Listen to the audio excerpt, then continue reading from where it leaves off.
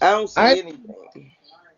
I agree with you. It seems like they just keep doing the same old thing over and over again. So I definitely agree with you. Right. So it's like after Jim Jones went down and uh Malachi, what his name, York, it's like these people are trying to be these people. It's like monkey see, monkey do. Like they're But biting what other people are doing to try to make it their own, doing exactly what you said. So I agree with everything that you're saying so far.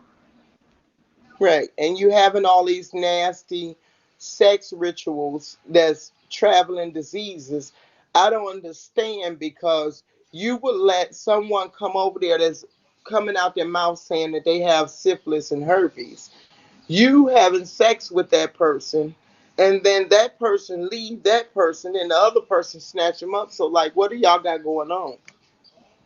Exactly.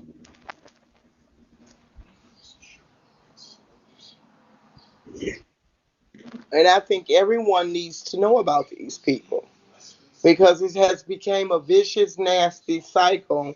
And you're seeing more and more people getting affiliated with this shit and getting infected without knowing. Facts.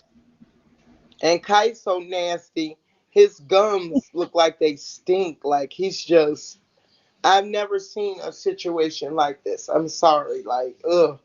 And He, Liz, you know he comes from a cult of nasty diseases from sleeping with men and women with herpes and syphilis. Now you laying up in a bed with him, posed up on a camera. Um, like what y'all got going on? yeah, that's true. You're sharing, you just basically sharing the same thing. It's just, But I don't mean to go off track here, but I actually spoke about you earlier when I first came on with World. I commend you for being on this Beam team and doing your thing. I applaud you.